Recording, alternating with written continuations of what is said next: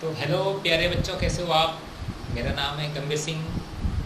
तो आज हम वीडियो नंबर 10 लेके आ गए हैं। वीडियो नंबर 10 किसके ऊपर है? बिलियन के ऊपर है। तो हमारे पास 12th क्लास की बीएससी की केमिस्ट्री चल रही है। बीएससी का तो ये बहुत ही इम्पोर्टेंट टॉपिक है और 12th का भी बहुत ही इम्पोर्टेंट टॉपिक है, जो 100% यहाँ से क्या करता है, क्वेश्चन बनता है। ठीक है, बीएससी में थोड़ा लॉन्ग क्वेश्चन आता है और इंटर में यहाँ पे मैक्सिमम 1.5 या 2 नंबर का ही आएगा, इससे ऊपर नहीं आएगा। तो आपने याद रखना है, ज़्यादा यहाँ से थियोरेटिकल आने का ज़्यादा चांस रहता है, न्यूमेरिकल क्वेश्चन आने का कम चांस रहता है। किसके लिए? 12th क्लास के लिए।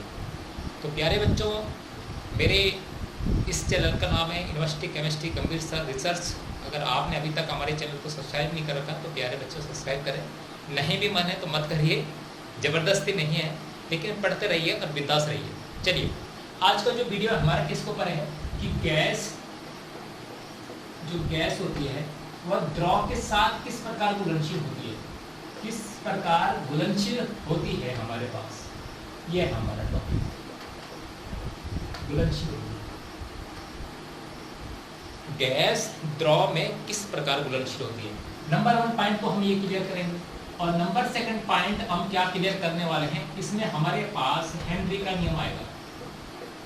हेनरी का नियम, हेनरी का नियम। कैमरा चल रहा है? ओके। हेनरी का नियम। हेनरी एक वैज्ञानिक थे जो क्या थे, इंग्लैंड के एक वैज्ञानिक थे। इंग्लैंड के वैज्ञानिक हैं,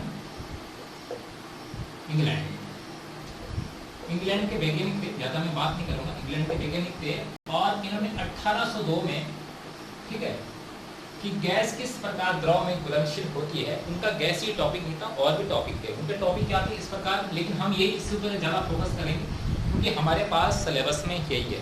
लेकिन बीएससी के बच्चों का थोड़ा सिलेबस है ये थोड़ा ब्रॉड हो जाता है यहाँ पे। ओके, क्या बड़ा हो जाता है ये ध्यान से देखना चाहिए।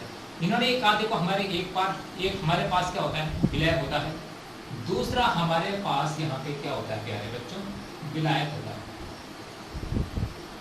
दूसरा हमारे पास क्या होता है, विलायक होता है। एक बार जरा कैमरे की वो कर लें, जरा ये आवाज़ आ रही है नहीं आ रही, चेक कर लेते हैं। चल आ रही है शायद, आई थिंक ठीक आ रही होगी, नहीं तो वीडियो दोबारा बनाना पड़ेगा। ओके चलो, विलय प्लस क्या है हमारे पास, क्या होता है विलायक। देखो विलय भी हमारे पास क्या हो सकते हैं प्यारे बच्चों, ठोस, द्रव और गैस। देखो ये टॉपिक थोड़ा यहाँ से इसलिए बड़ा हो जाता है क्योंकि बीएससी के पास ये सब चीज़ें आती है और इंटर क्लास के पास, जो इंटर क्लास के बच्चे हैं, 12th क्लास के बच्चे हैं, उनको तो सीधा ये पूछा जाता है कि गैस द्रव में किस प्रकार घुलनशील होती है, उसको प्रवाहित करने वाले कारकों के नाम लिखिए। तो लेकिन बीएससी का टॉपिक थोड़ा अलग हो जाता है। तो देखो यहाँ पे हमारे पास ये किस में हो सकता है, ठोस में भी हो सकते हैं, और किस में हो सकते हैं, द्रव में भी हो सकते हैं, और हमारे पास क्या हो सकते हैं, गैस में भी हो सकते हैं। देखो ठोस का विलयन थोड़ा बनाना कठिन होता है, ऐसे बनते ये भी है, लेकिन हम यहाँ पे बात करेंगे। देखो ये हमारे पास कम मात्रा में होते हैं और ये क्या होते हैं, हमारे पास अधिक मात्रा में होता है विलयन, ये हमने पढ़ा। देखो जब ठोस के साथ किस प्रकार घुलनशील होगा, तब भी यहाँ पे हेनरी का नियम लगाना लागू होगा। जब ठोस द्रव के साथ किस प्रकार घुलनशील होगा, तभी हेनरी का नियम लगेगा।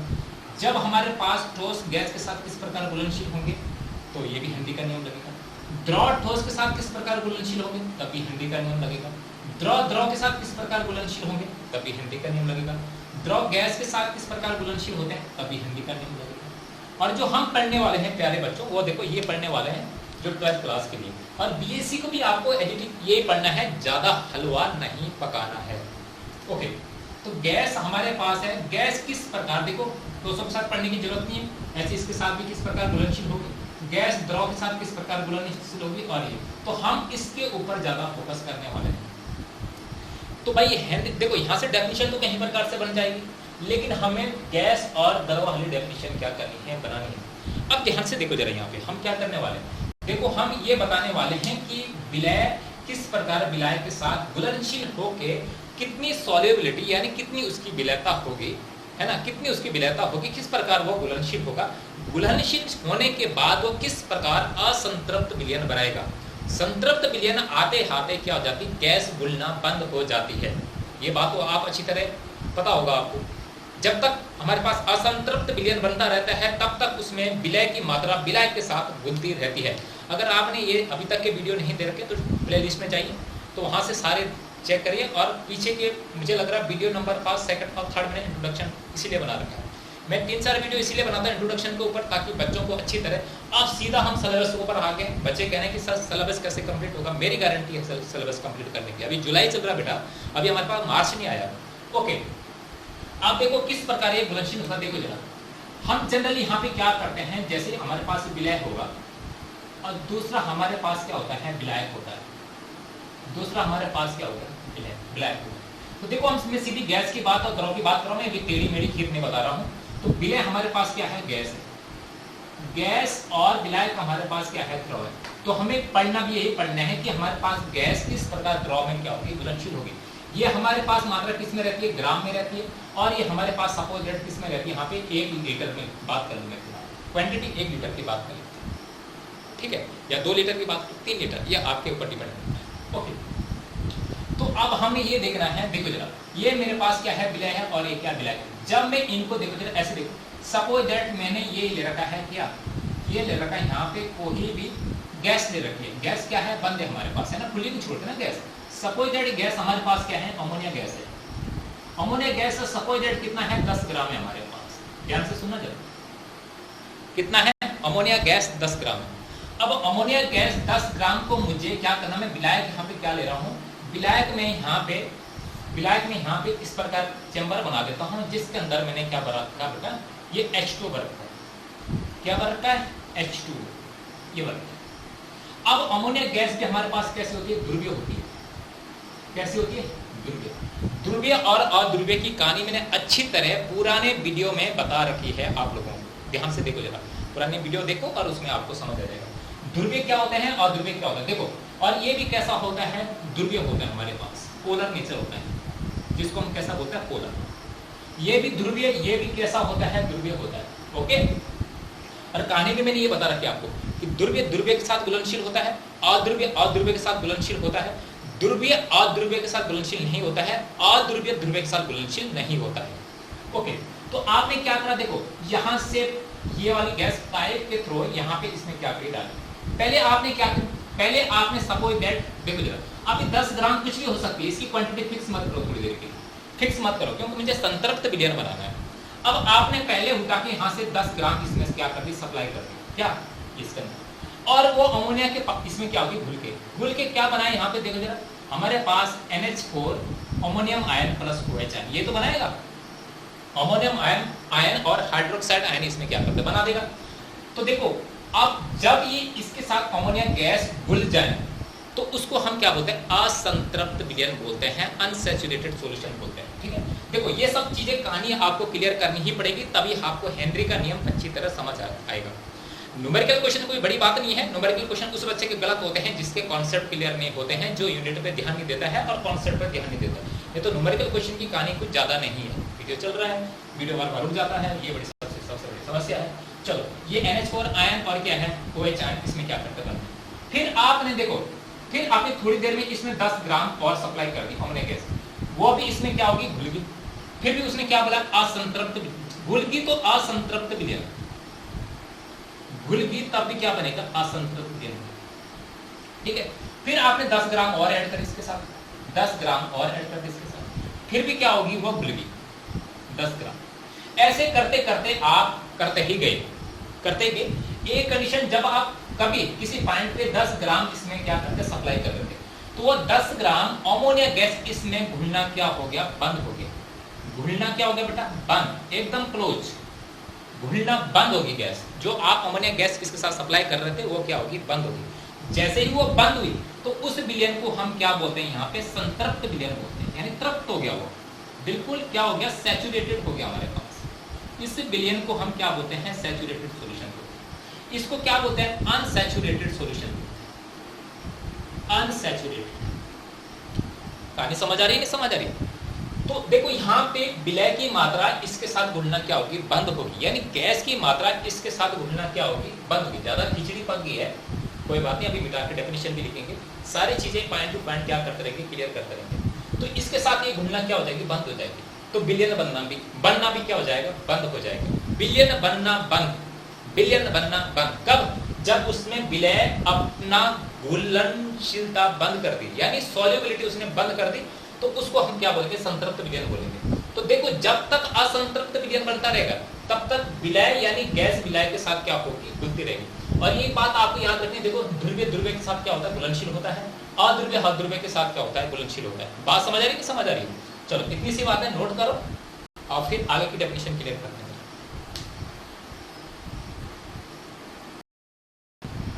तो देखो क्या बोला हमने, गैस किस प्रकार विलय के साथ घुलनशील होती है उसके आयतन में, आयतन मतलब लीटर, गैस क्या है ग्राम में।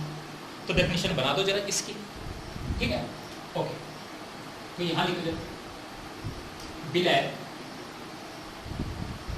विलय, विलय की जगह गैस लिख दो सीधा, क्योंकि हम गैस की बात कर रहे हैं तो डेफिनेशन भी उसी हिसाब से बन देंगे। देखो गैस की इस दिए गए ताप पर लिखो, दिए गए ताप पर, दिए गए ताप पर, ताप पर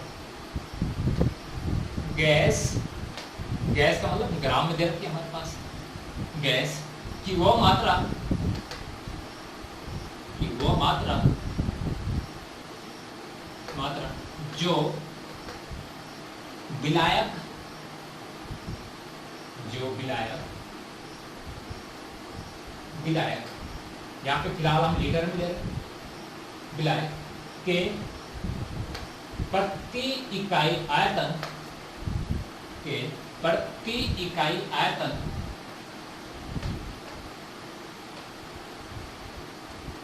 आयतन के साथ, प्रति इकाई आयतन के साथ घुलनशील होती है, घुलनशील, घुलनशील यानी विलयता है ना, विलय, बस घुलनशील काफी के साथ घुलनशील होकर, होकर असंतृप्त है, असंतृप्त विलयन बनाती है, असंतृप्त विलयन। मैं थोड़ा पंखा बंद कर दूं ना, आवाज आएगी, वीडियो बेकार बनेगा, ओके।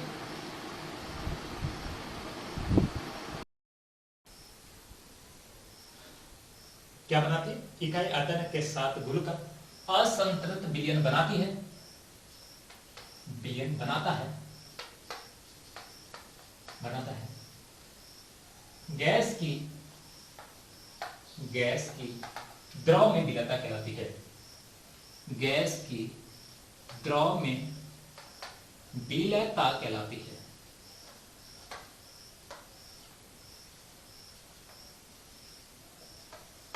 गैस की द्रव में विलयता कहलाती है। फिर से देखो जरा, नहीं समझ रहा ध्यान से देखो, ध्रुवीय ध्रुवीय के साथ घुलनशील, अध्रुवीय अध्रुवीय के साथ घुलनशील, ओके। और गैस की मात्रा यहां पे हमने क्या की, ग्राम में ली, और प्रति इकाई आयतन में क्या कर देते हैं, डुबो दिया। तो जितना ग्राम था और यहाँ पे हमने क्या करा, एमएल में टुक कर दिया, ठीक है। तो यहाँ पे देखो जरा, विलयता इक्वल टू गैस की विलयता, गैस की विलयता, वीडियो के साथ टिके रहना है, बहुत इंपोर्टेंट टॉपिक है। हेनरी के नियम को एकदम एक्सपेरिमेंटल के आधार पर बताने का प्रयास करेंगे। मुझे नहीं लगता आज के बाद आपको हेनरी के नियम में कभी भी समस्या आएगी, ओके। गैस की विलयता इक्वल टू क्या होती है बताओ जरा, विलय की मात्रा ग्राम में, विलय की मात्रा ग्राम में,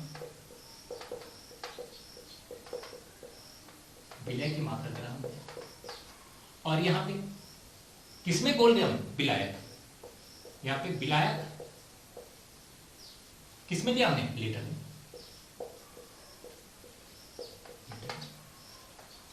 तो प्रति गैस की वो मात्रा ग्राम में जो प्रति इकाई आयतन लीटर में क्या होती है, घुलनशील होती है, उसे हम गैस की क्या बोलते हैं, विलयता बोलते हैं, ओके।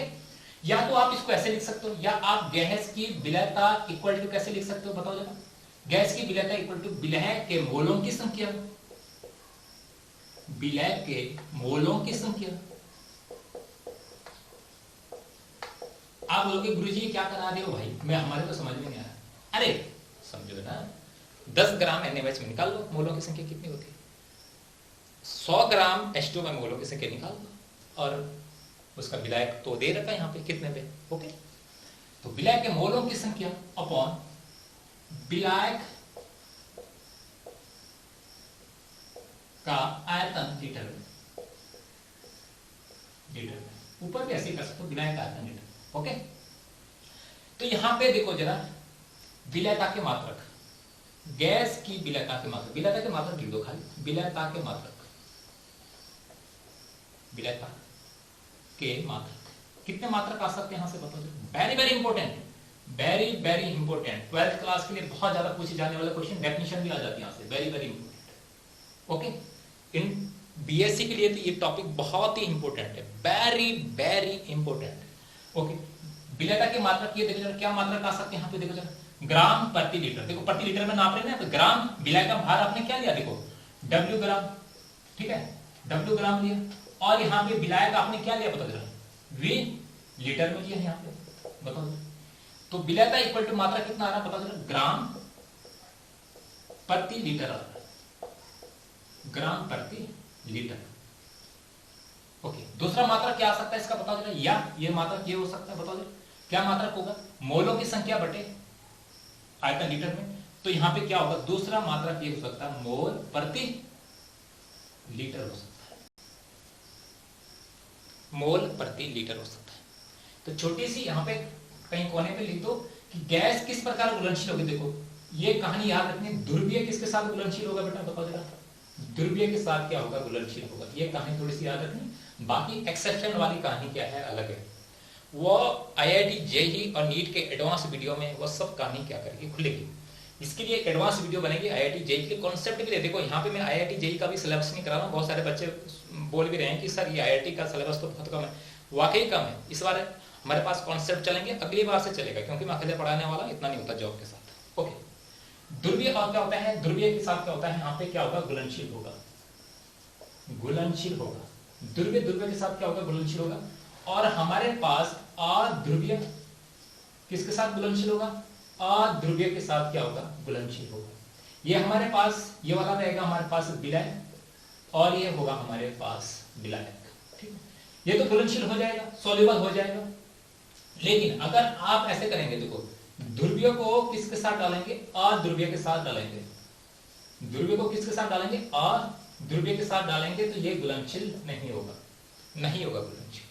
वाइस वर्सा ऐसे उल्टा कर दो, अध्रुवीय को आप किसके साथ डालेंगे बेटा बताओ जरा, ये कहानी मैंने पहले ही समझा रखी है। अध्रुवीय किसके साथ होगा, ध्रुवीय के साथ क्या होगा, यहाँ पे घुलनशील नहीं होगा। तो आई होप आपको यहां तक की कहानी समझ आ गई होगी कि किसी भी गैस की मात्रा जो ग्राम में होती है वो विलायक के साथ किस प्रकार घुलनशील होती है। तो तभी घुलनशील होती है जब क्या होता है, वो ध्रुवीय ध्रुवीय के साथ डालेंगे और ध्रुवीय अध्रुवीय के साथ क्या करेंगे, डालेंगे।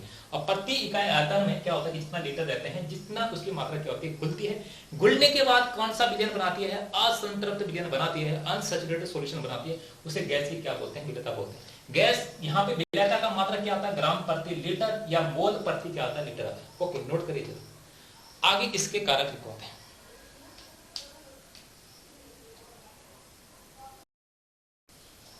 चलो इसको कौन कौन से कारक, जब गैस क्या होगी, विलायक के साथ घुलनशील होगी, यानी द्रव के साथ घुलनशील होगी, तो कौन कौन से ऐसे कारक आएंगे जब ज्यादा घुलनशील होगी, और कब क्या होगी, जब बीच में वो फैक्टर आएंगे जो कम घुलनशील होगी।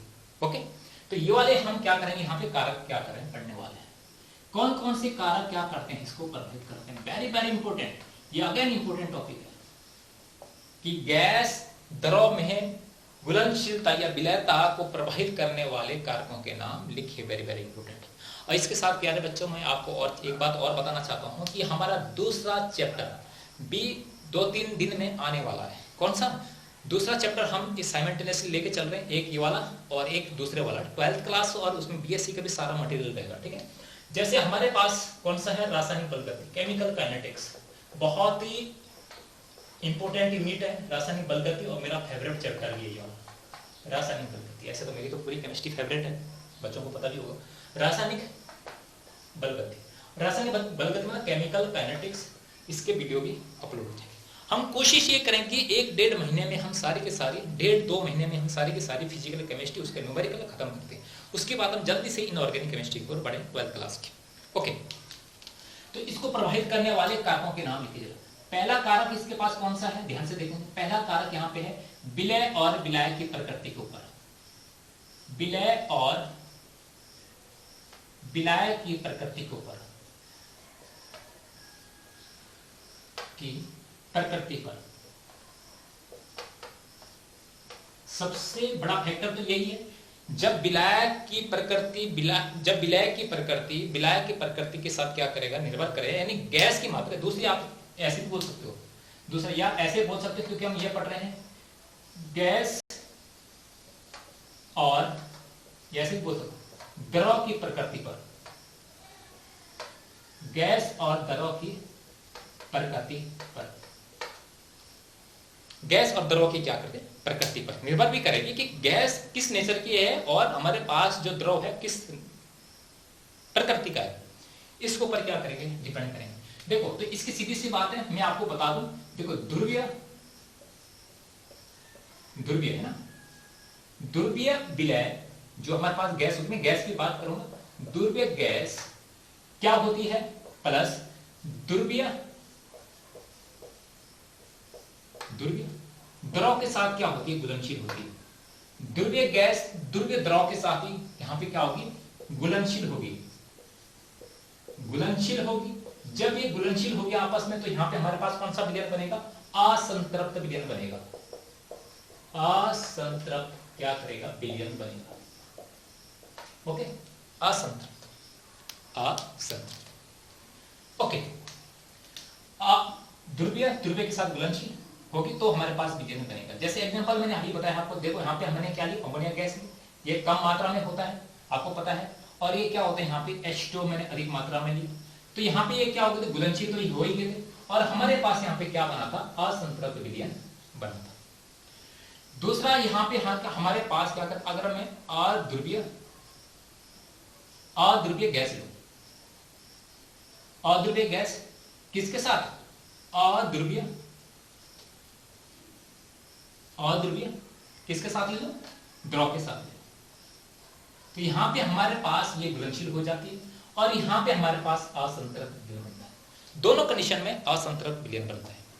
ओके, इसका एक एग्जांपल उठा के देख लो, कौन सा, जो हमारे पास अध्रुवीय गैस है। जैसे अध्रुवीय गैस कौन सी होती है, जैसे सपोज गैस को गैस के फॉर्म में ले आए, गैस के फॉर्म में ले आए, जैसे कार्बन टेट्राक्लोराइड की फ्यूम डाल इसके साथ, है ना, उसकी वाष्प डाल दी गैस, CCl4, इसकी मैंने गैस इसके साथ क्या डाल दी, किसके साथ, कोई वो ले लो, हमारे पास नॉन पोलर ले लो, नॉन पोलर मैंने यहाँ पे क्या करा, बेंजीन लिया, क्या ले लो, बेंजीन C6H6, ये ले ली।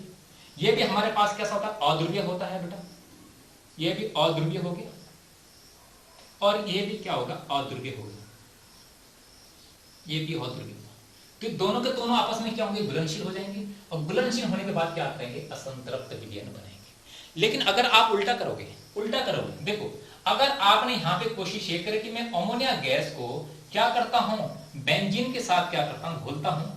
अमोनिया गैस कैसी है, पोलर नेचर की है, और ये भी कैसा है, पोलर है, यानी ध्रुवीय और ध्रुवीय को घुलनशील करोगे तो घुलनशील होगी नहीं, और यहाँ पे विलयन तो बनने का चांस नहीं बनता। ये बनेगा यहाँ पे विषमांगी विलयन, विषमांगी मिश्रण, विषमांगी मिश्रण बनेगा, हेट्रोजीनियस मिक्सचर बनेगा। ओके, यहां तक की कहानी समझ आ गई। तो ये विलय और विलायक की प्रकृति पर क्या करता है, निर्भर करता है। चलो इसको फटाफट नोट करो, चलो करो, कर लिया। Okay, 1 2 5।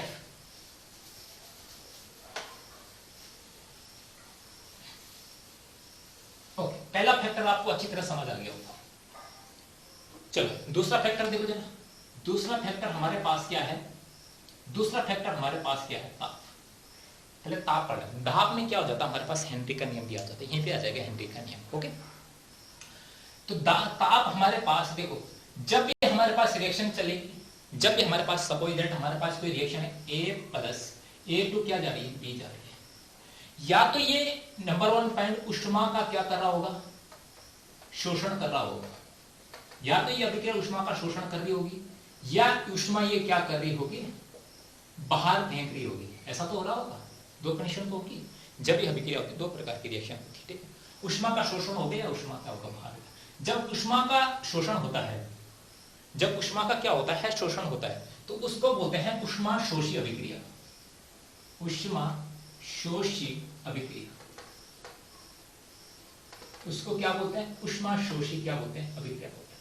Endothermic reaction, endothermic reaction, okay. और यहां पे क्या बोलते हैं, ऊष्माक्षेपी रिएक्शन, ऊष्माक्षेपी अभिक्रिया, यानी एक्जोथर्मिक रिएक्शन बोलते हैं इसको, exothermic reaction, exothermic reaction, okay. दो प्रकार की।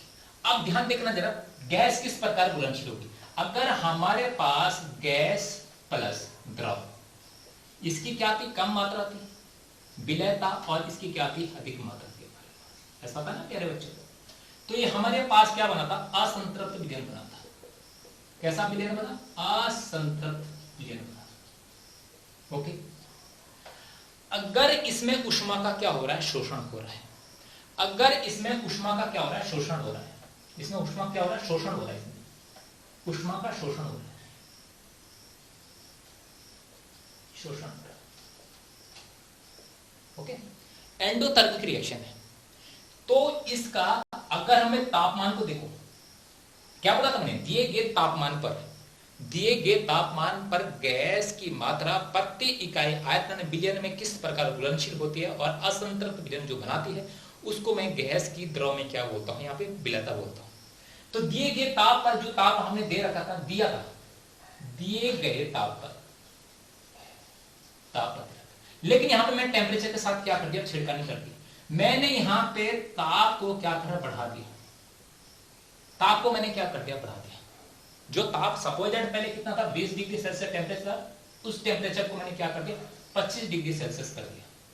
ताप को मैंने जैसे ही बढ़ाया, अब आपने ये देखना है कि जो ये गैस की द्रव के साथ घुलनशीलता बढ़ रही है, यह घट रही है, उसकी जो विलयता है वो घट रही है, बढ़ रही है। विलयता, विलय नहीं, विलयता, सॉल्युबिलिटी, उसकी विलयता घट रही है, बढ़ रही है ताप के बढ़ाने पर। फिर आपने दूसरे पॉइंट में यहाँ पे क्या था, 40 डिग्री सेल्सियस टेम्परेचर करा, फिर ताप फिर बढ़ गया, हमारे पास ताप तो बढ़ ही रहा है, तो फिर देखना यहाँ पे हमारे पास विलयता घट रही है, बढ़ रही है। तो एक बात आपको ध्यान रखनी है, ताप के बढ़ने पर, जब ताप हमारे पास बढ़ेगा ऊष्मा शोषी अभिक्रिया में, तो गैस की विलयता भी क्या होती है बेटा, बढ़ती है। गैस की विलयता भी क्या होती है, बढ़ती है, ओके। चल रहा है, ओके। गैस की विलयता भी क्या होगी, बढ़ेगी। बात समझ आ गई, ताप बढ़ेगा तो गैस की विलयता भी क्या होगी, बढ़ेगी। अगर आप यहाँ पे ताप को घटाओगे, सपोज आप 20 डिग्री सेल्सियस है, 20 डिग्री से आपने क्या लिया है, नीचे कितना लिया है, 12 डिग्री सेल्सियस टेम्परेचर लिया है, तो गैस की विलयता भी क्या होगी, घटेगी। फिर आपने और नीचे लिया है, इसको 4 डिग्री सेल्सियस लिया है, तो 4 डिग्री सेल्सियस से तो और ज्यादा इसकी विलयता क्या हो जाएगी, घट जाएगी। इतनी सी बात समझ आ गई। लेकिन ये होता है कि जब हमारे पास दूसरा फैक्टर होता है, कौन सा, ऊष्माक्षेपी अभिक्रिया होती है, ऊष्माक्षेपी अभिक्रिया। जो हमारे पास ऊष्माक्षेपी अभिक्रिया होती है, कोई सपोज हमारे पास गैस और द्रव है, उसमें यहाँ पे क्या हो रहा है, ऊष्माक्षेपी हो रहा है। देखो फिर से मैं ये रिपीट कर देता हूँ, नीचे हमारे पास क्या है, गैस है, इसकी कम मात्रा है, और ये हमारे पास क्या है, द्रव, इसकी क्या है, अधिक मात्रा है। तो यहाँ पे हमारे पास क्या बनेगा, असंतृप्त विलयन तो बनेगा ही बनेगा, ये तो कहानी हमने पढ़ा रखी है। असंतृप्त क्या बनेगा, विलयन बनेगा। जब ये असंतृप्त विलयन बनेगा, समझ यहाँ पे रिएक्शन कैसी है, बताओ जरा, ऊष्माक्षेपी है। कैसी रिएक्शन है, ऊष्माक्षेपी अभिक्रिया, ओके। तो ऊष्माक्षेपी, अब आपने क्या टेम्परेचर कितना करा था, 20 डिग्री सेल्सियस। अब आपने 20 डिग्री सेल्सियस की जगह यहाँ पे कितना कर दिया, 25 डिग्री सेल्सियस कर दिया। 25 डिग्री सेल्सियस आपने टेम्परेचर करा, तो तापमान के बढ़ने पर, याद रखना, जब ऊष्माक्षेपी अभिक्रिया होती है, तापमान के बढ़ने पर उसकी विलयता क्या होती है, घटती है, घटती है। तो उसकी विलयता यहाँ पे क्या होगी प्यारे बच्चों, घटेगी, यानी जो उसकी घुलनशीलता होगी वो क्या होगी, घटेगी। फिर आपने थोड़ा सा टेम्परेचर और बढ़ा दिया, 25 डिग्री सेल्सियस की जगह कितना कर दिया, 40 डिग्री सेल्सियस कर दिया सपोज दैट। फिर आपका ताप तो क्या हो रहा है, बढ़ रहा है, ताप बढ़ रहा है, लेकिन विलयता क्या हो रही है बेटा, विलयता और कम हो रही है, और कम हो रही है, विलयता और कम हो रही है। ओके चलो, फिर आपने क्या करा, देखो जो आपने 20 डिग्री सेल्सियस टेम्परेचर ले रखा था, इसको आपने सीधा क्या कर दिया, बता जरा, 4 डिग्री सेल्सियस कर, जो टेम्परेचर था कितना करा, 4 डिग्री। एक मिनट फोन आ रहा है बेटा, इसको जरा रिसीव कर लेते हैं, कोई इंपॉर्टेंट।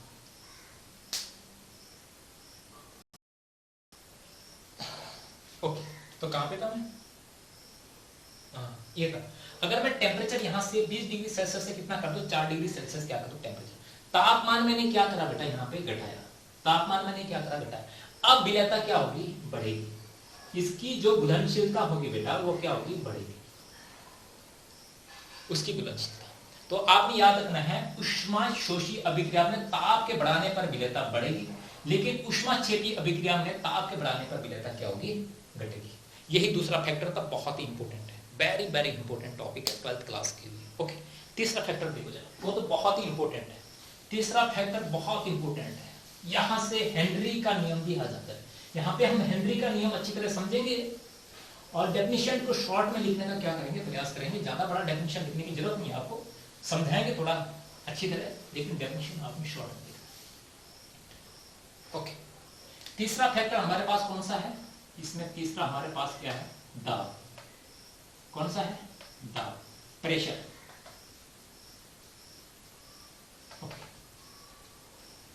प्रेशर, दाब, यहीं से हेनरी के नियम का प्रतिपादन भी होता है। ये फैक्टर बनाई तब जब हेनरी का नियम क्या हुआ, प्रतिपादित हुआ, तो ये फैक्टर भी देखा गया, तो इसके साथ ये वाला फैक्टर डाल दिया। ओके चलो, अब यहाँ पे जो हमारे पास देखो, हमारे पास एक तो हमने क्या ली थी, गैस ली थी, जिसकी क्या थी हमारे पास कम मात्रा थी, विलयता, वो भी किसमें ली थी हमने, ग्राम में, और प्लस हमने यहाँ पे क्या लिया था, द्रव लिया था, द्रव हमने क्या लिया था, यहाँ पे लीटर में लिया था, और वो क्या लिया था, अधिक मात्रा में लिया था, ये तो पढ़ा था। तो गैस की मात्रा ग्राम में प्रति इकाई आयतन में किस प्रकार क्या होती है, घुलनशील होती है। फिर हमने यहाँ पे क्या करा था, अभी अभी पढ़ा, हमने क्या बनाया था, असंतृप्त विलयन बनाया था, असंतृप्त विलयन बनाया। ओके आपको नोट्स अच्छी तरह बनाने, खुद से बनाने का प्रयास करना है प्यारे बच्चों। जब भी लेक्चर को पढ़ने बैठो तो पेन और कॉपी को लेके जरूर बैठा करो, तभी आपने क्या कर, बहुत सारे बच्चे तो क्या करते हैं, मेरी अब वीडियो का वेट भी करते हैं कि सर कब वीडियो डालेंगे। थोड़ी डिफिकल्टी तो होती है, जॉब के साथ ये सब चीज़ें बहुत डिफिकल्ट होती है, मैं आपको बता दूँ, जॉब भी करनी है, फिर और काम भी करना है, फैमिली भी है, और तुम्हारे लिए सिलेबस मटेरियल भी क्या करना, तैयार करना, तो देखो अपने आप में ये डिफिकल्ट तो है, लेकिन इतना भी डिफिकल्ट नहीं है। आप लोग अच्छी तरह पढ़ें, बिंदास रहिए, और मैं सोचता हूँ गाँव के जो ग्रामीण क्षेत्र के बच्चे हैं इतने धुरंधर बने केमिस्ट्री में, बहुत अच्छा करें। ओके इतने धुरंधर भी ना बने कि ज़्यादा धुरंधर बने, पर यह कि जितनी केमिस्ट्री हमें आती है उतना पढ़ें। ओके ये क्या करते हैं, असंतृप्त विलयन क्या करते हैं, बनाते हैं। ओके अब हमें क्या करना है, देखो यहाँ पे जो गैस की विलयता होती है, गैस की क्या होती है, यहाँ पे विलयता होती है, किसकी विलयता, गैस की, सॉल्युबिलिटी, घुलनशीलता, किसकी बेटा, गैस की। गैस की जो हमारे पास विलयता होगी डायरेक्टली प्रोपोर्शनल रहती है, सीधे समानुपाती होती है, यानी दाब की क्या होती है, सीधे अनुपातिक होती है। दाब किसका, अरे सीधी सी बात है, गैस के ऊपर, पिस्टन के ऊपर जितना दाब लगाया गया उस दाब की क्या होती है, समानुपात होती है। गैस का फिर जो अपना दाब है ना, ठीक है, आंशिक दाब है, उसके ऊपर क्या करती है, निर्भर करती है। विलयता दाब की क्या होती है, सीधे समानुपात होती है। माना वो मात्रा कितनी है, मैं एनसीईआरटी बेस पे चल रहा हूं, वो m ग्राम है, कितना ग्राम है बेटा, m ग्राम है, और दाब कितना है, और दाब यहां पे कितना है, P। किसका दाब, गैस का दाब, यहां नीचे लिख भी दो, गैस सभी गैस। तो यहां पे m ग्राम गैस की मात्रा सीधे समानुपाती किसके होगी, बताओ जरा, P गैस के, गैस के दाब के क्या होती है, सीधे समानुपातिक होती है। यही हेनरी का क्या होता है, नियम भी कहलाता है। फिर आगे जाके थोड़ा हेनरी ने बहुत ज्यादा स्टडी करी, क्योंकि उनका रिसर्च का फील्ड यही था। उन्होंने फिर यहाँ पे मोलों की संख्या को आंशिक दाब, मोलों की संख्या यानी मोल प्रवाहज को आंशिक दाब पर क्या करा, उनका संबंध निकाला, यानी आंशिक दाब equal to directly proportional to इसके पार्शियल प्रेशर के क्या करा, निकाला। ओके, तो P गैस के क्या होती है, सीधे समानुपात होती है। तो m ग्राम इक्वल टू कितना होता है, KH, ये हेनरी नियतांक का, और यहाँ पे क्या हो जाएगा, P गैस। यहां से आप इसकी एक यूनिट निकाल, ये भी निकाल सकते हो कि यहां से यूनिट कितनी आएगी। तो गैस की मात्रा हमारे पास कितने तरह की, ग्राम, और यहाँ पे जो दाब सपोज हमारे पास किसमें हो सकता है बेटा, या तो बार में हो सकता है, किसमें हो सकता है, बार में हो सकता है, या एटीएम में हो सकता है, या mm ऑफ Hg हो सकता है, ऐसे तो लिखोगे। तो इसकी यूनिट कितनी हो जाएगी, देखो जरा यहाँ पे हमारे पास, अगर हमें पहले लिख दो जरा, क्योंकि जहां m क्या है, गैस की मात्रा, गैस की मात्रा, ओके। P हमारे पास क्या है, गैस का दाब, गैस का दाब, या गैस पर आरोपित दाब, या गैस का आंशिक दाब, ऐसे मान सकते हो, ठीक है, अलग अलग लैंग्वेज है। मैं गैस का दाब भी सिंपल लिखवा रहा हूं। तो यहां पे इसका, और KH हमारे पास क्या है, ये हमारे पास क्या है, हेनरी नियतांक है। हेनरी अपने आप में एक बहुत महान वैज्ञानिक हुए उस समय के, ऐसा नहीं कि आप इंटर में 2 लाइनों में हेनरी को हेनरा समझ लो, ठीक है। तो हेनरी नियतांक इक्वल टू हमारे पास ये क्या है, हेनरी नियतांक है। तो अगर मैं मात्रक देखो, हेनरी नियतांक है, तो यहां से कितना आ जाएगा, मात्रक इक्वल टू आएगा हमारे पास, देखो जरा, ये क्या यहाँ पे ग्राम है, तो यहाँ पे कितना आएगा, ग्राम प्रति, कितना आ जाएगा, ये नीचे आ जाएगा, तो यहाँ पे बार भी आ सकता है, ग्राम प्रति बार, या इसका दूसरा मात्रक यहाँ से कितना आ सकता है, ग्राम प्रति एटीएम भी आ सकता है, ओके, या ग्राम प्रति mm ऑफ Hg भी आ सकता है, ग्राम प्रति mm ऑफ Hg भी आ सकता है, ओके। तो पहला नियम तो ये है इस प्रकार है। फिर थोड़ा सा इसमें आगे जाके उन्होंने इसमें क्या करा, थोड़ा सा और सुधार करा, थोड़ा उसे समझना कठिन है, लेकिन इतना भी कठिन नहीं है, अगर आप समझेंगे तो अच्छी तरह समझ आ जाएगा। तो ये देखो जरा, m ग्राम गैस क्या होती है, गैस पर, गैस का जो आरोपित दाब होता है, यानी उसका दाब होता है, उसके सीधे समानुपाती होती है। कहने का मतलब ये, जितना आप दाब अधिक लगाओगे, उतनी गैस की मात्रा द्रव में क्या होगी, अधिक घुलनशील होगी। क्या बोला मैंने, जितना गैस का दाब ज्यादा होगा, या गैस पर आरोपित दाब ज्यादा होगा, उतनी अधिक मात्रा में गैस क्या होगी, द्रव के साथ क्या होगी, घुलनशील होगी। यही हेनरी का क्या है, नियम है। थोड़ा सा इसको आगे लेके चलना पड़ेगा, फिलहाल नोट करें।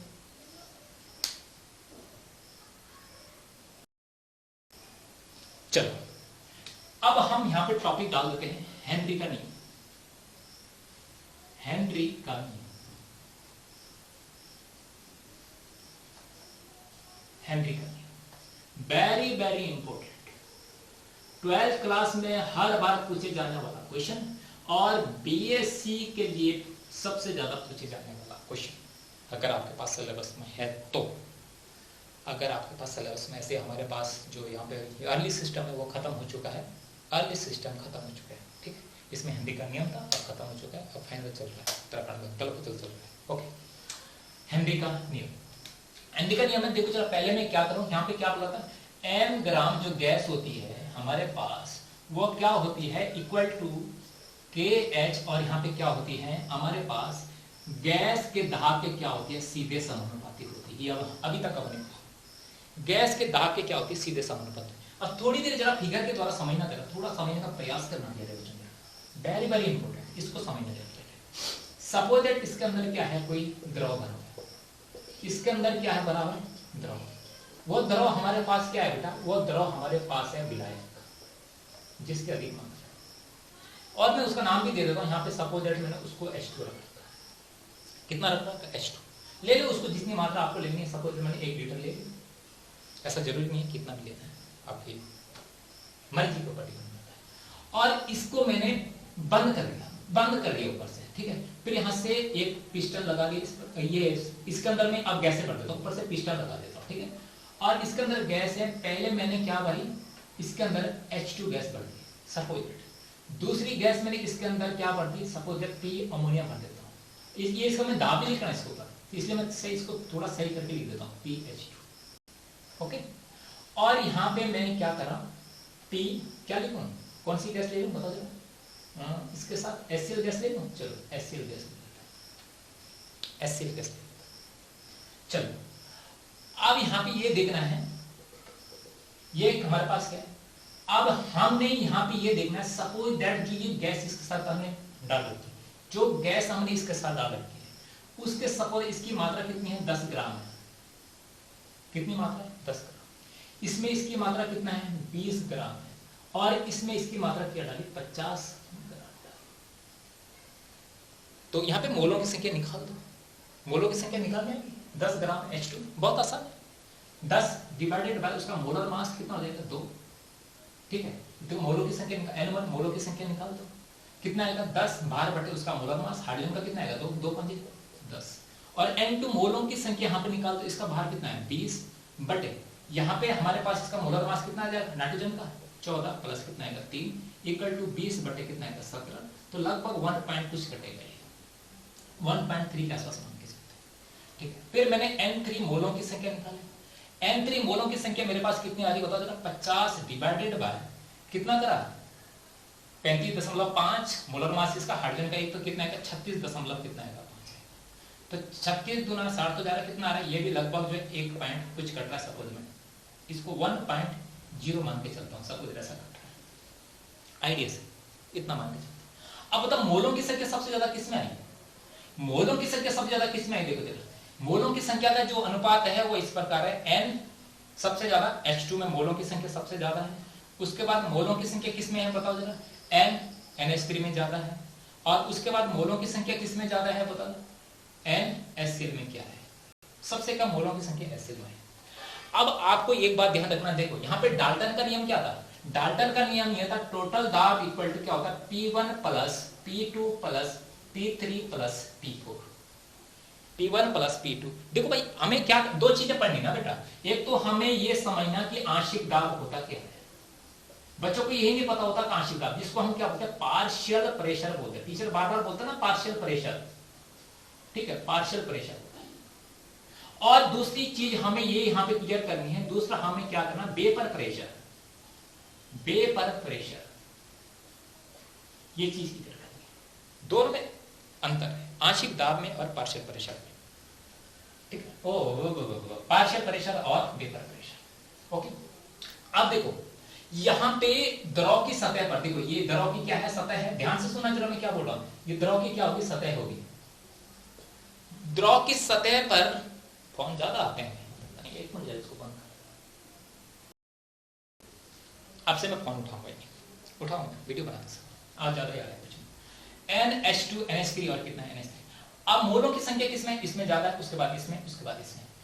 अब देखो द्रव की सतह पर, द्रव की सतह पर किस गैस का आंशिक दाब ज्यादा होगा, ये बताओ जरा, किसका पार्शियल प्रेशर ज्यादा होगा, पार्शियल प्रेशर, पार्शियल प्रेशर किसका ज्यादा, सीधी सी बात ध्यान रखनी है। पहले तो पार्शियल प्रेशर को समझ लो, पार्शियल प्रेशर उसका ज्यादा होगा जिसमें इसके मोलों की संख्या क्या होगी, ज्यादा होगी। देखो पार्शियल प्रेशर की अगर मैं बात करूं, आंशिक दाब की बात, तो सबसे ज्यादा आंशिक दाब किसका होगा, इसका होगा, नंबर 1 में सबसे ज्यादा आंशिक दाब इसका। आंशिक दाब की बात कर रहा हूं बेटा मैं, आंशिक दाब की बात कर रहा हूं। फिर दूसरे नंबर पे क्या होगा, इसका आंशिक दाब होगा, और तीसरे नंबर पे क्या होगा, इसका आंशिक दाब होगा। और सीधी सी बात है, सीधी सी बात है, इसका पार्शियल प्रेशर किसका, वो वेपर प्रेशर किसका ज्यादा होगा, सतह पर वो गैस पहले आएगी, सतह पर वो गैस पहले आएगी जिसका क्या होगा, आंशिक दाब भी क्या होगा, ज्यादा होगा, मोलों से ऊपर टक टक टक टक करता रहेगा। थोड़ी कहानी यहां से अलग हो जाती है, थोड़ी कहानी यहां से अलग हो जाती है, वो बात की बात है। फिलहाल इतना ध्यान रखो, हमें आंशिक दाब चाहिए, हमें पार्शियल प्रेशर चाहिए। तो पार्शियल प्रेशर सबसे ज्यादा किसका होगा, एक का, फिर 2, जिसके मोलों की संख्या बिलियन के अंदर ज्यादा होगी। यहाँ पे देखो अगर मैं बात कर लूं NH2 के मोलों की संख्या कितनी है, NH2 के मोलों की संख्या बेटा हमारे पास आई 5, तो इसके मोलों की संख्या ज्यादा होगी। सीधी सी बात है, इसका पार्शियल प्रेशर यानी इसका P1 क्या होगा, अधिक होगा, इसका P1 क्या होगा, अधिक होगा। ठीक है, उसके बाद P2 हमारे पास किसका, इसका होगा, इसका पार्शियल प्रेशर थोड़ा कम होगा। उसके बाद P3 होगा, इसका तो बहुत कम होगा इनके कंपैरिजन। तो ये हेनरी का क्या था, नियम था। हेनरी का नियम क्या था बताओ चलो, हेनरी का नियम यह था कि किसी भी गैस का क्या होता है, आंशिकता, वो मोल प्रवाह, किसी भी गैस का मोल प्रवाह उसके पार्शियल प्रेशर के क्या होता है, सीधे समानुपाती होता है। जिसका पार्शियल प्रेशर ज्यादा होगा, जिसका पार्शियल प्रेशर ज्यादा होगा, उसका क्या होगा, मोलों की संख्या, उसका क्या होगा, मोल प्रवाह भी क्या होगा, ज्यादा होगा, मोल प्रवाह भी क्या होगा, ज्यादा होगा। ओके चलो इसको हटा देते हैं जरा, तब समझते चलो।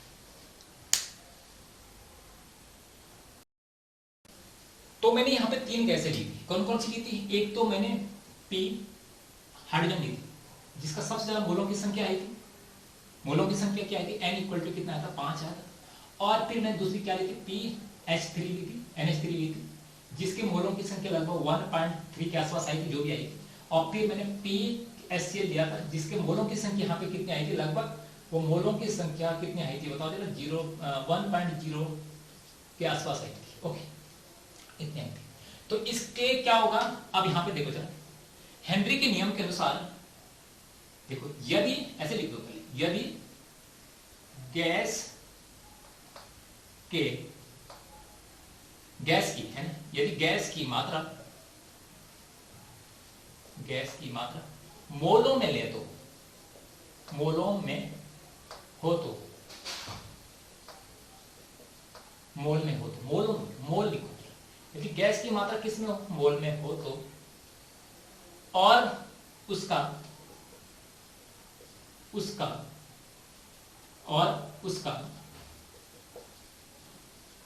आंशिक दाब,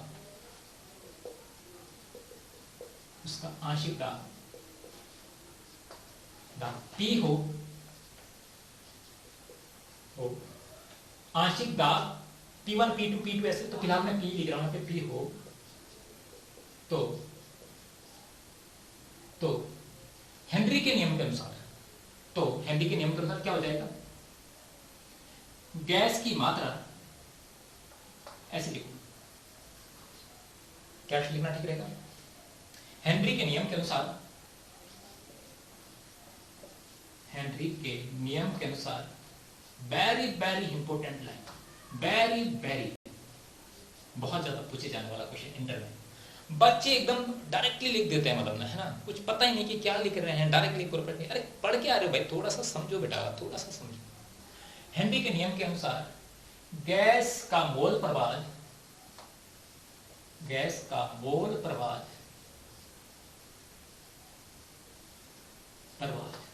उसके आंशिक दाब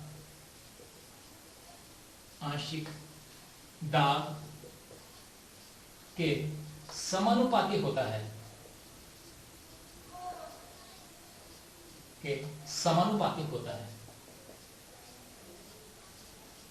आंशिक दाब के क्या होता है? समानुपाती होता है। चल रहा है। इसे हेनरी का नियम कहते हैं, हेनरी का नियम कहते हैं।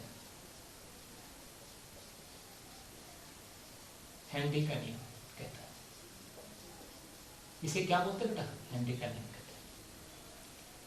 ठीक है, तो अगर मैं बात करूं यहीं पे, मैं उसी फिगर को दोबारा बना देता हूं। चलिए यहाँ पे ध्यान से देखना जरा, तो जो फिगर बना था उसी के आधार पर थोड़ा सा मैं नीचे समझा दूंगा मैं अलग से। ठीक है, अच्छा पहले लिख लो हेनरी के नियम, उसे हेनरी के नियम कहते हैं। तो यहाँ पे कितना हो जाएगा? क्या बोला मैं? मोल प्रकाश को क्या करेंगे?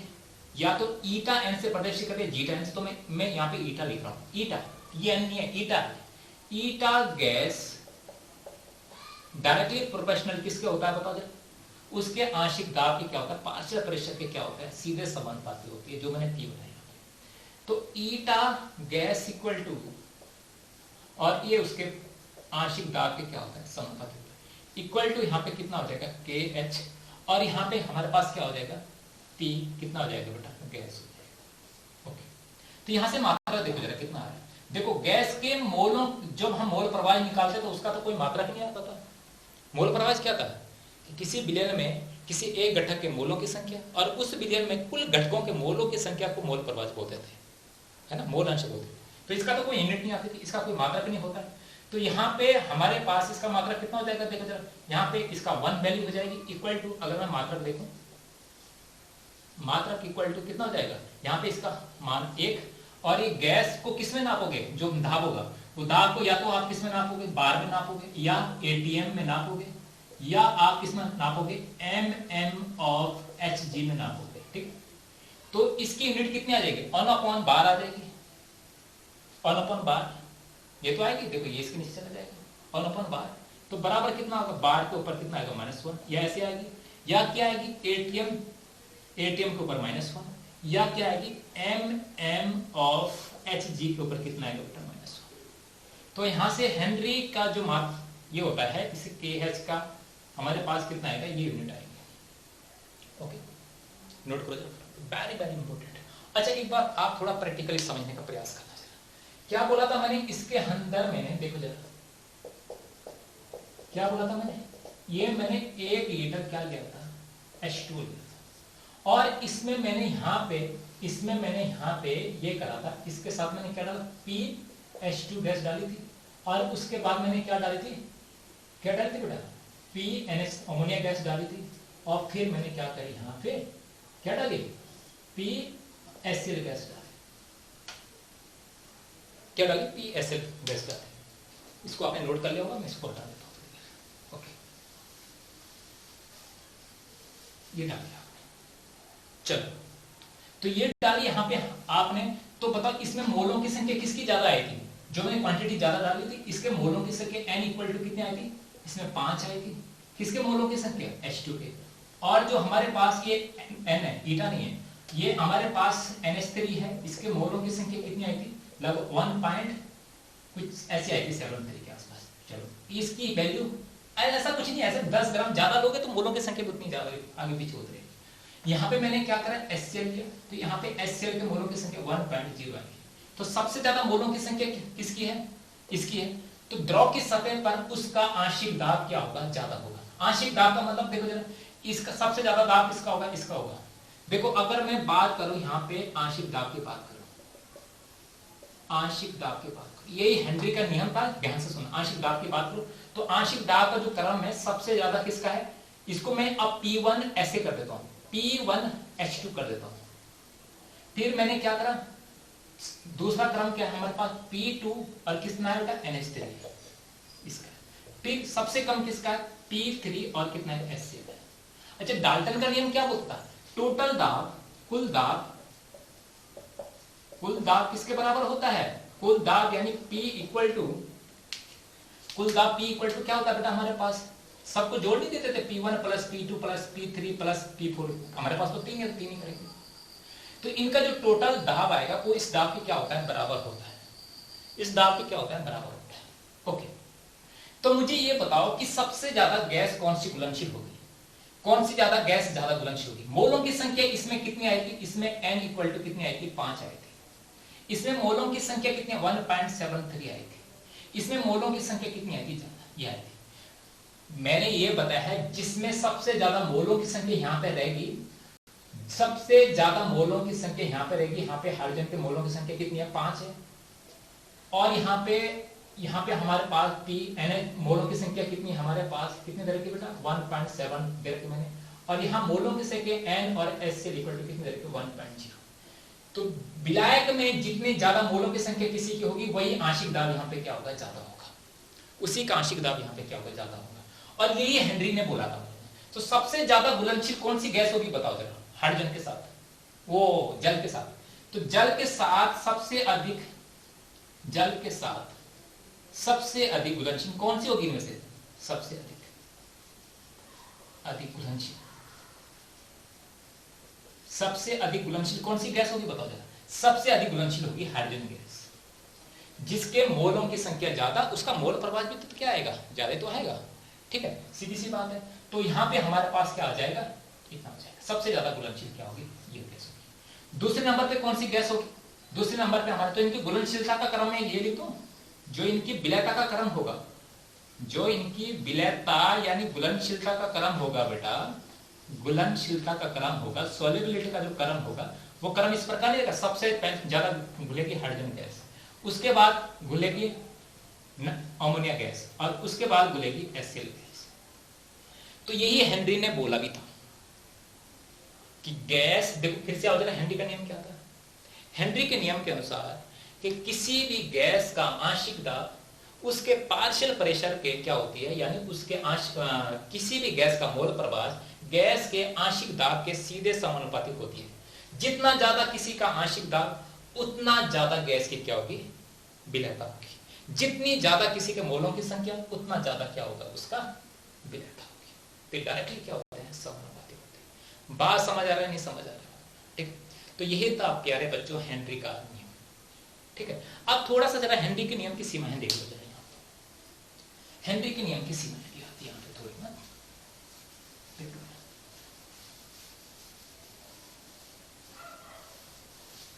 क्या सीमाएं हो जाएगी, लिमिटेशन, क्या लिमिटेशन हो जाएगी बताओ, सीमाएं,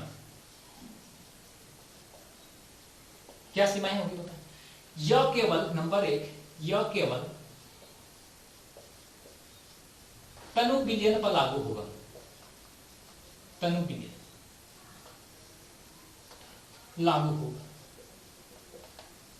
ये केवल तनु बिलियन पर, यानी जिसमें हमने गैस की मात्रा क्या रखी, कम रखी, किसके साथ, द्रव के साथ, इस पे ये क्या होगा, लागू होगा। सांद्र बिलियन पर यह नियम लागू नहीं होता है, ठीक है, सांद्र बिलियन पर यह नियम लागू नहीं होता है, सांद्र बिलियन पर यह नियम लागू नहीं होता है, लागू नहीं होता है। बहुत इंपोर्टेंट टॉपिक था, इंटर में सबसे ज्यादा पूछे जाने वाला टॉपिक है ये, ठीक है। आपको इतना बड़ा नहीं लिखना है, जैसे कोई जितना कोई पूछे, अगर 12th में 1 नंबर का पूछ रहा तो आपने सीधा डालना ऊपर कि गैस द्रव में किस प्रकार घुलनशील होता, सीधी डेफिनेशन के ऊपर आ जाओ, वहां से उसके मात्रा डेफिनेशन लिख दिया आपने एक लाइन की, और उसके बाद सीमाएं पूछा तो लिख दो, नहीं पूछ रहा तो मत लिखो ना, क्यों लिखना 1 नंबर पे, अगर 1.5 नंबर का लिख दो उतना। लेकिन बीएससी के लिए तो देखो अगर लॉन्ग क्वेश्चन बना तो पूरा लिखना पड़ेगा ना बेटा, और आईआईटी जेई के कॉन्सेप्ट को पूरे क्लियर करने पड़ेंगे, क्योंकि यहाँ से न्यूमेरिकल क्वेश्चन बहुत जबरदस्त बनते हैं। दूसरा क्या होता है, यह केवल यह नियम केवल असंतृप्त विलयन पर लागू होता है, असंतृप्त विलयन पर लागू होता है, असंतृप्त विलयन पर लागू होता है,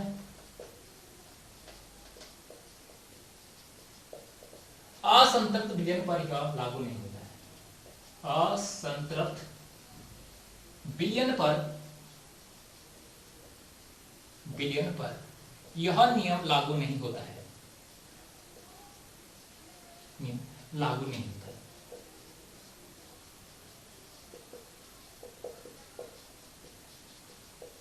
वेरी वेरी सीमाएं अगर वो पूछा तभी लिखना, फालतू में नहीं।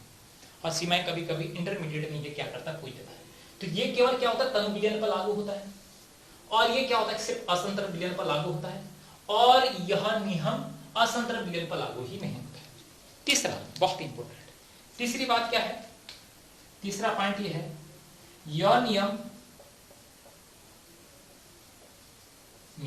समांगी मिश्रण पर लागू होता है, समांगी मिश्रण, जिसको क्या बोलता है, होमोजीनियस मिक्सचर बोलते हैं, होमोजीनियस मिक्सचर समांगी मिश्रण पर लागू होता है।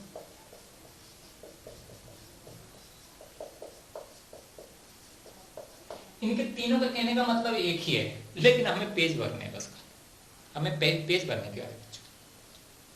यह नियम समांगी मिश्रण पर लागू होता है, परंतु विषमांगी मिश्रण पर यह लागू नहीं होता है, विषमांगी मिश्रण पर यह नियम लागू नहीं होता है, यह नियम लागू नहीं होता है।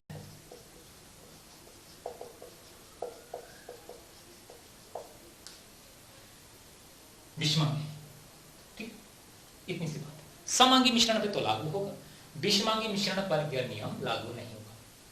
तो ये 12th क्लास का बहुत नोट कर पहले, ओके।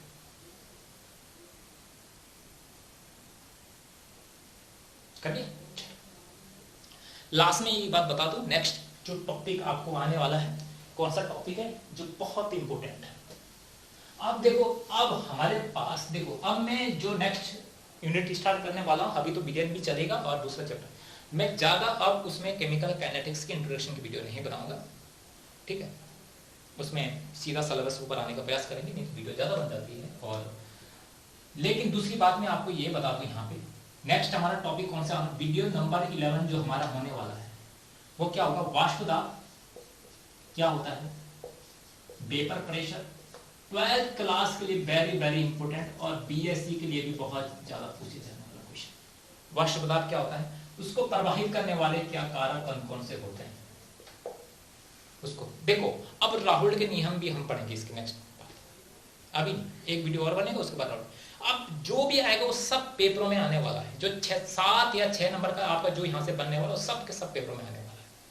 ओके, वार्षिक दाब और उसको प्रभावित करने वाले कारक, इसके साथ थोड़ा सा मैं आंशिक दाब, क्योंकि हम ये सब चीजें क्लियर कर लेंगे यहीं से, आंशिक दाब को क्लियर करेंगे। और कुल दाब क्या होता है ये तो ऐसे तो आपको समझ आ गया होगा, आज बच्चों को आता भी होगा, लेकिन जैसे हम राउल्ट के नियम पढ़ेंगे तो उसमें थोड़ी तो बातें हम क्या करेंगे, क्लियर करेंगे। तो मेरा नाम तो पता ही है, शुरू में बता दिया था, नहीं पता है तो मिस्टर गंभीर सिंह, और हमारा ये खूबसूरत चैनल है यूनिवर्सिटी केमिस्ट्री गंभीर सर रिसर्च। ओके, मैक्सिमम बच्चों के साथ शेयर करें प्यारे बच्चों, और इस चैनल को क्या करें, सब्सक्राइब करें, शेयर करें, और मस्त रहें, बिंदास रहें, पढ़ते रहिए। तब तक के लिए ऑल द वेरी बेस्ट।